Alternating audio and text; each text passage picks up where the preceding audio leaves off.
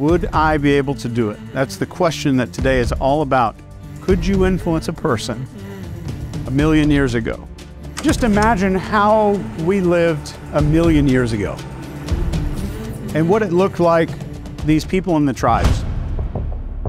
The average tribe was about 150, 175 people, which is to this day the reason that we can only maintain social contact with about that many people.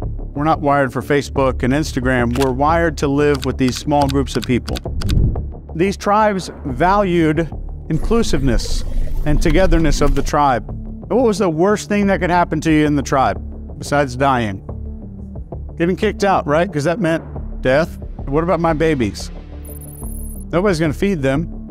I can't take care of everything by myself. I need the tribe to help, which is one of the reasons maybe that public speaking is the #1 fear.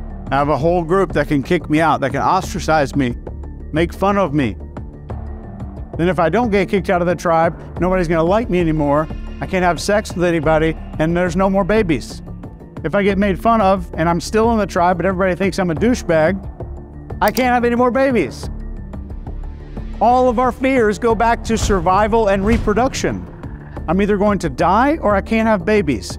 All of our fears go back to that. So what are the things that made us get kicked out? So we did something stupid. We went away from the crowd. We went away from the people that were doing around us. Everybody else says, hey, I'm gonna put 50 gold rings around my neck and stretch it out a little bit. And we're like, nah, I don't think I'm gonna do that. Guess what? You're out. That's a big deal. We're programmed on the spinal cord level to go along with what people are doing. And the moment we don't, we start feeling discomfort. And I'm going to show you today how powerful that is and then how we can leverage it. I want to prove to you that this will override, this tribal behavior in your spinal cord will override your ability to protect your own life, and it will make you ignore even your own children being hurt and prioritize the tribe over your own children. The scripts run the show. The scripts from our ancestors, in particular, run the show. We go back to that little pyramid, the hierarchy of influence. The stuff that our ancestors did to stay alive is what runs the show today. I don't care if you have an iPhone and a Ferrari and some kind of AI interface built into your brain, it's still an animal brain. We have the same brain we did 250,000 years ago. Same brain. It hasn't gotten bigger, hasn't evolved, it hasn't gotten more lumpy. It's the same brain. Well, we tend to see the other person as this complex creature and all of this stuff's going on. You know, they've got a lot of things going on. They're facing some issues with taxes. And they're going through this thing with their ex, and their ex-husband's a narcissist, and just fill in the blanks. It's just an animal brain. And a lot of our mistakes that we make with influence are from looking at the human instead of the brain. When I see a celebrity, I'm seeing George Clooney, not a 3-pound sack of meat inside George Clooney's head. That's the mistake. When I'm selling one of my clients, or I'm selling someone to join some program, and it's for a whole lot of money, or I'm a little bit nervous, or the person's really, really confident, or more confident than I am, I default to seeing the person instead of the brain. Big mistake. Our second biggest mistake is that, okay, let's say I see the brain, but I can see this person's persona and who they are, and I want to figure out what they like, and I'm going to sell to that. That sounds good, right? It sounds like what you hear in sales training. Figure out who the person is, and then kind of sell to that. But the problem is everyone's wearing a mask. Every human being, everybody in this room, Chase Hughes, everybody wears some kind of mask. We have a persona that we put on to a degree. So our mistake is sitting across from a human being and trying to influence a mask instead of a human. Second to that, now I'm going to sell a product to the human instead of the brain. So at a deeper level, we're selling to that person's brain. We're not selling to a person specifically. But we need to figure out what's the second level of the pyramid, behavioral and patterns. We need to understand what are this person's behavioral patterns. So I need to figure out how does this person operate at the base of their pyramid? What are their behaviors? How can I make them emotional? How do I direct their thoughts? So we're thinking from the bottom up, not the top down. So the only 3 things that you're going to influence are these 3. If I'm triggering scarcity, Or if I'm maybe selling life insurance and making you terrified, I'm triggering something genetic. And this is kind of a hierarchy here. If you were to arrange these in a hierarchy, what would be the base of the pyramid just with these three? Yep, genetics. Right above that, chemical, and then electrical, our thoughts. But we're leveraging electrical activity all the time. I'm leveraging electrical activity with my voice inside of your brain as I'm speaking. I can kind of send electricity anywhere in your head that I want to.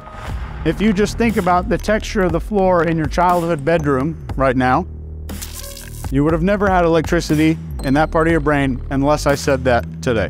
So I want you to just understand, if I'm looking at a sales script or I'm looking at some kind of persuasion technique or some plan that I've written out, or I'm doing an autopsy. I'm doing an autopsy on how did that person win a sale or lose a sale. What level did they lose that on?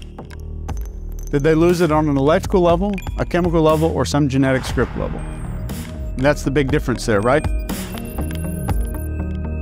But these are the most important things to our ancestors right here.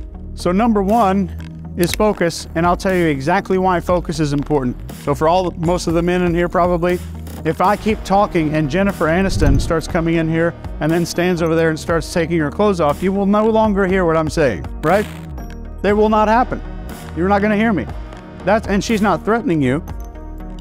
That's value, right? So there's something that your brain says, oh, that's valuable. Secondarily, if somebody comes in here and starts spraying machine gun bullets across the room, you will no longer hear what I'm saying. Threats and value will always trump your focus and always manufacture focus. But threats and value come in the form of novelty. It's always in the form of novelty. The police car behind you, the brakes on the road. Authority is second. We obey the tribal leader. And sometimes the authority is conveyed through a group, which is why tribe is next. You're not gonna inoculate yourself against these things. Being more aware of how our brain's working and the other person's brain is working is what really helps us to set ourselves apart from the group and set ourselves apart from groupthink and following along with crowd behavior. So finally is emotion. And when I say emotion, I mean life patterns. And my dad was able to give me this early in life. I was 3.5 years old.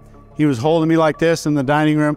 There's a big chandelier in there. And I was reaching out trying to grab one of the light bulbs. And he just stepped over and let me grab one.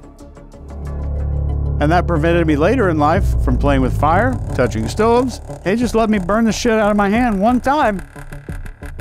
But what did that form? That little emotion, that little pain, it created a script. All of this is our filter through the world. So if I lose a sales call, I lose an interrogation, I don't persuade somebody to do it, I'm a doctor or a psychotherapist and I don't get a patient to comply, what did I miss? On the mammalian brain, the lower part of the animal brain, I missed something. I didn't generate and lead the focus. I didn't present enough authority. Can you be confident when someone's in charge of you? Can you have personal authority when you're not in charge of a situation? Yes. In the military, that's what we call the difference between the leader and the person that's actually in charge. So if we can capture focus, and we know the fastest way to do that is using novelty, if we can do that, then we're in step one to make everything else a byproduct. A brain's a brain. So if I could not influence somebody 1,000,000 years ago, my influence doesn't work. I'm not very good at it. Would I be able to do it? That's the question that today is all about. Could you influence a person 1,000,000 years ago?